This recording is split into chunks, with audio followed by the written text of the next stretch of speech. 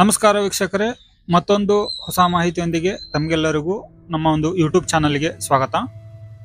ಈ ಒಂದು ವಿಡಿಯೋದಲ್ಲಿ ಸರ್ಕಾರದಿಂದ ಬಂದಿರುವಂತ ಒಂದು 3 ಅಪ್ಡೇಟ್ಗಳನ್ನು ನಾನು ನಿಮಗೆ ತಿಳಿಸ್ಕೊಡ್ತಾ ಇದ್ದೇನೆ.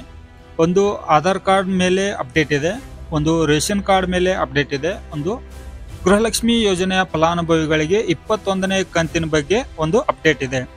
ಸೊ ಹಾಗಿದ್ರೆ ಈ 3 ಅಪ್ಡೇಟ್ಗಳ ಬಗ್ಗೆ ಈ ಒಂದು ವಿಡಿಯೋದಲ್ಲಿ ಸಂಪೂರ್ಣವಾದಂತಹ ಮಾಹಿತಿಯನ್ನ ತಿಳಿಸ್ಕೊಡ್ತಾ ಇದ್ದೇನೆ. ವಿಡಿಯೋನ ಶುರು ಮಾಡೋಣ ವೀಕ್ಷಕರೇ. ವಿಡಿಯೋನ ಪೂರ್ತಿಯಾಗಿ ನೋಡಿ, ಯಾಕೆಂತಂದ್ರೆ ಬಹಳ ಇಂಪಾರ್ಟೆಂಟ್ ಇರುವಂತಹ ಒಂದು ಮಾಹಿತಿ ಈ ಒಂದು ವಿಡಿಯೋದಲ್ಲಿ ತಿಳಿಸ್ಕೊಡ್ತಾ ಇದ್ದೇನೆ. ವಿಡಿಯೋನ ಶುರು ಮಾಡೋಕ್ಕೂ ಮೊದಲು ನೀವಿನ್ನು ಚಾನಲ್ಗೆ ಮೊದಲ ಬಾರಿ ವೀಕ್ಷಿಸ್ತಾ ಇದ್ರೆ ಚಾನಲ್ಗೆ ಸಬ್ಸ್ಕ್ರೈಬ್ ಮಾಡ್ಕೊಂಡು ನೋಟಿಫಿಕೇಶನ್ ಬಟನ್ ಆನ್ ಮಾಡಿ ಆಲ್ ಅಂತ ಹೇಳಿ ಸೆಲೆಕ್ಟ್ ಮಾಡ್ಕೊಳ್ಳಿ. ಮೊದಲನೇದಾಗಿ ಗೃಹಲಕ್ಷ್ಮಿ ಯೋಜನೆಯ ಅಪ್ಡೇಟ್ ಏನಪ್ಪಾ ಅಂತಂದ್ರೆ 21ನೇ ಕಂತಿನ ಬಗ್ಗೆ ಬಹಳ ಜನರು ಕಮೆಂಟ್ ಅನ್ನ ಪಾಸ್ ಮಾಡ್ತಾ ಇದ್ರು. 20ನೇ ಕಂತು ರಿಸೀವ್ ಮಾಡಿದವರೆಲ್ಲ 21ನೇ ಕಂತು ಯಾವಾಗ ಬರುತ್ತೆ ಅಂತ ಹೇಳಿ. ಸೊ ಇವಾಗ 3 ದಿನಗಳ ಹಿಂದ್ಗಡೆಯಿಂದ ಗೃಹಲಕ್ಷ್ಮಿ ಯೋಜನೆಯ 21ನೇ ಕಂತಿನ ಹಣ ಇನ್ನು 2-3 ದಿವಸದಲ್ಲಿ ಬರುತ್ತೆ, 20ನೇ ತಾರೀಕಿಗೆ ಬರುತ್ತೆ ಅಂತ ಹೇಳಿ ಮೊದಲಿಂದನೂ ಸಚಿವೆ ಆದಂಥ ಲಕ್ಷ್ಮೀ ಹೆಬ್ಬಾಳ್ಕರ್ ಮೇಡಮ್ ಅವರು ಹೇಳ್ತಾ ಬಂದಿದ್ರು. ಅದೇ ತರ ಹಣ ತಡ ಎದಕ್ಕೆ ಲೇಟ್ ಆಗಿ ಬರ್ತಾ ಇದೆ ಅಂತ ಅನ್ನೋದಕ್ಕೂ ಕೂಡ ಅವರು ಒಂದು ಸ್ಪಷ್ಟನೆಯನ್ನ ಕೊಟ್ಟಿದ್ದಾರೆ. ಮೊದಲು ಫೈನಾನ್ಷಿಯಲ್ ಡಿಪಾರ್ಟ್ಮೆಂಟ್ ಇಂದ ಡೈರೆಕ್ಟ್ ಆಗಿ ಬೆನಿಫಿಷಿಯರ್ ಅಕೌಂಟಿಗೆ ಟ್ರಾನ್ಸ್ಫರ್ ಆಗ್ತಾ ಇತ್ತು, ಹಾಗಾಗಿ ತಡ ಆಗ್ತಾ ಇದ್ದಿದ್ದಿಲ್ಲ, ಅವರ ಖಾತೆಗೆ ಹಣ ಡೈರೆಕ್ಟ್ ಆಗಿ ಬರ್ತಾ ಇತ್ತು. ಸೊ ಇವಾಗ ಒಂದು ಪ್ರೊಸೀಜರ್ ಚೇಂಜ್ ಆಗಿದೆ. ಟ್ರೆಜರಿಯಿಂದ ಜಿಲ್ಲಾ ಪಂಚಾಯತಿಗೆ ಬರುತ್ತೆ, ಆನಂತರ ತಾಲೂಕು ಪಂಚಾಯತಿ, ಆನಂತರ ಮತ್ತೆ ಗ್ರಾಮ ಪಂಚಾಯತಿ ಮುಖಾಂತರ ಅವರವರ ಖಾತೆಗೆ ಗೃಹಲಕ್ಷ್ಮಿ ಯೋಜನೆಯ ಫಲಾನುಭವಿಗಳಿಗೆ ಡಿಬಿಟಿ ಮುಖಾಂತರ ಹಣ ಟ್ರಾನ್ಸ್ಫರ್ ಆಗುತ್ತೆ. ಸೊ ಇದು ಪ್ರೊಸೀಜರ್ ಚೇಂಜ್ ಆಗಿದೆ. ಇವಾಗ ಫೈನಾನ್ಷಿಯಲ್ ಡಿಪಾರ್ಟ್ಮೆಂಟ್ನವರು ಕೂಡ ಮಾಹಿತಿಯನ್ನ ತಿಳಿಸ್ಕೊಟ್ಟಿದ್ದಾರೆ. ಇನ್ಮುಂದೆ ನಮಗೆ ಹಣವನ್ನ ನೀವು ಕರೆಕ್ಟ್ ಟೈಮಿಗೆ ನೀವು ನಮ್ಮ ಒಂದು ಟ್ರೆಜರಿಗೆ ಕಳಿಸಿದ್ರೆ ನಾವು ಕೂಡ ಫಲಾನುಭವಿಗಳ ಖಾತೆಗಳಿಗೆ ತಡ ಮಾಡದೇನೆ ಅವರ ಖಾತೆಗೆ ಹಣವನ್ನ ಡಿಬಿಟಿ ಮುಖಾಂತರ ಟ್ರಾನ್ಸ್ಫರ್ ಮಾಡ್ತೇವೆ ಅಂತೇಳಿ ಅವರು ಕೂಡ ಒಂದು ಮಾತನ್ನ ತಗೊಂಡಿದ್ದಾರೆ.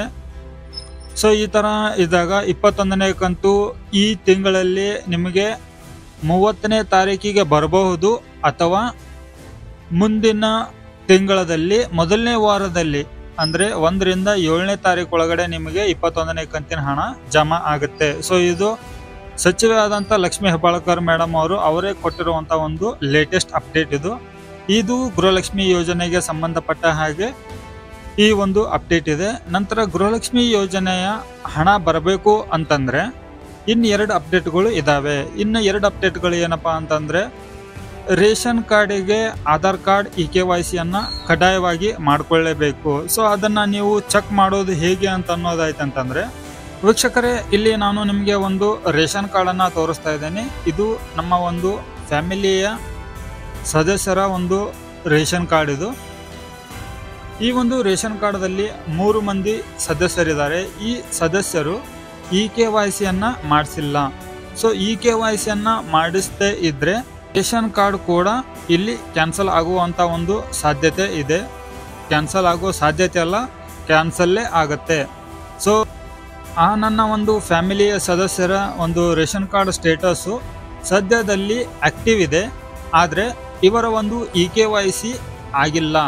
ಸೊ ಇಲ್ಲಿ KYC ಡನ್ 3 ಮೆಂಬರ್ಗಳಿದ್ದಾರೆ, 3 ಮೆಂಬರ್ಗಳ KYC ಆಗಿಲ್ಲ. KYC ರಿಮೈನಿಂಗ್ ಅಂತ ಹೇಳಿ ತೋರಿಸ್ತಾ ಇದೆ ನೋಡಿ. ಈ KYC ರಿಮೈನಿಂಗ್ ಕ್ಲಿಯರ್ ಆಯ್ತಂತಂದ್ರೆ ಇಲ್ಲಿ 0 ಆಗುತ್ತೆ, ಇಲ್ಲಿ 3 ಆಗುತ್ತೆ. ಸೊ ಇಲ್ಲಿ ನಿಮ್ಗೆ ಫಾರ್ ಎಕ್ಸಾಂಪಲ್ ಹೇಳ್ಬೇಕು ಅಂತಂದ್ರೆ KYC ಆಗಿರೋದು ಇಲ್ಲಿ ತೋರಿಸ್ತಾ ಇದೆ ನೋಡಿ. KYC ಆಗಿರುವಂತ ಒಂದು ಸದಸ್ಯರು ಅಂತಂದ್ರೆ ಈ ರೇಷನ್ ಕಾರ್ಡು ನಂದೇ. ಸೊ ಇಲ್ಲಿ ನಾನು ನಿಮಗೆ ಸ್ಟೇಟಸ್ ಅನ್ನ ತೋರಿಸ್ತಾ ಇದ್ದೇನೆ, ಆಕ್ಟಿವ್ ಅಲ್ಲಿ ಇದೆ. ನಂತರ KYC ಕೂಡ ಆಗಿದೆ, ಇಲ್ಲಿ 0 ರಿಮೈನಿಂಗ್. ಸೊ ಈ ಒಂದು ಸ್ಟೇಟಸ್ ಈ ತರ ಇರುತ್ತೆ.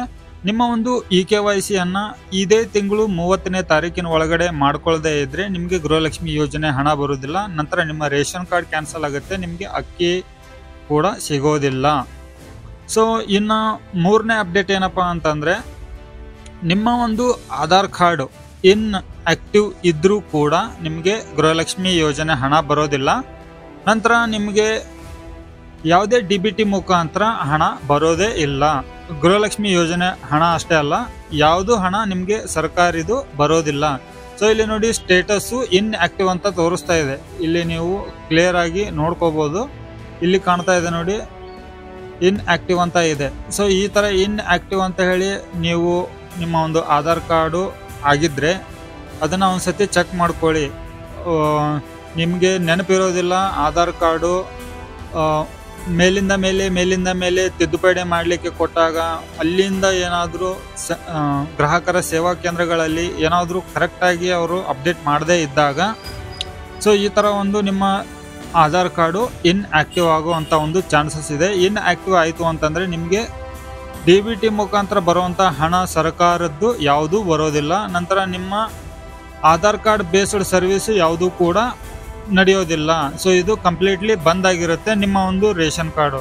ಸೊ ಈ ಥರ ಒಂದು ಸಮಸ್ಯೆ ಬಂದಾಗ ನೀವು ಮೊದಲು ನಿಮ್ಮ ಒಂದು ರೇಷನ್ ಕಾರ್ಡನ್ನು EKYC ಮಾಡ್ಕೋಬೇಕಂತಂದರೆ ಮೊದಲು ನಿಮ್ಮ ಆಧಾರ್ ಕಾರ್ಡನ್ನು ಆ್ಯಕ್ಟಿವ್ ಮಾಡ್ಕೋಬೇಕಾಗತ್ತೆ.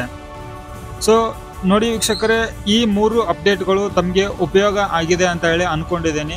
ಸರ್ಕಾರದಿಂದ ಬಂದಿರುವಂಥ ಒಂದು ಅಪ್ಡೇಟ್ ಇದು. ಸೊ ಈ ಥರ ಒಂದು ಸಮಸ್ಯೆಗಳನ್ನು ನೀವು ಎದುರಿಸ್ತಾ ಇದ್ದರೆ ಮೊದಲು 1 by 1 ನೀವು ಸ್ಟೇಟಸನ್ನು ಚೆಕ್ ಮಾಡ್ಕೊಳ್ಳಿ. ನಿಮಗೆ ಗೊತ್ತಾಗಿಲ್ಲ ಅಂತಂದರೆ ಕಮೆಂಟ್ ಮಾಡಿ ವಿಡಿಯೋದ ಕೆಳಗಡೆ ಯಾವ ಥರ ಚೆಕ್ ಮಾಡೋದು ಅಂತೇಳಿ. ನಾನು ನೆಕ್ಸ್ಟ್ ವಿಡಿಯೋದಲ್ಲಿ ನಿಮಗೆ ಸ್ಟೆಪ್ ಬೈ ಸ್ಟೆಪ್ ಇನ್ಆಕ್ಟಿವ್ ಆಗಿರುವಂಥ ಒಂದು ಆಧಾರ್ ಕಾರ್ಡು ಅಥವಾ ರೇಷನ್ ಕಾರ್ಡನ್ನು ಸ್ಟೇಟಸ್ ಯಾವ ಥರ ಚೆಕ್ ಮಾಡೋದು ಅಂತ ಹೇಳಿ ಕೂಡ ನಾನು ನಿಮಗೆ ನೆಕ್ಸ್ಟ್ ವಿಡಿಯೋದಲ್ಲಿ ತಿಳಿಸ್ಕೊಡ್ತೇನೆ. ಸೊ ವೀಕ್ಷಕರೇ, ಈ ಮಾಹಿತಿ ತಮಗೆ ಉಪಯೋಗ ಆಗಿದ್ದರೆ ವಿಡಿಯೋಗೆ ಲೈಕ್ ಕೊಡಿ, ಚಾನಲ್ಗೆ ಸಬ್ಸ್ಕ್ರೈಬ್ ಮಾಡಿ. ಮತ್ತೆ ಹೊಸ ಮಾಹಿತಿಯೊಂದಿಗೆ ಸಿಗ್ತೀನಿ. ಅಲ್ಲಿವರೆಗೂ ಜೈ ಹಿಂದ್.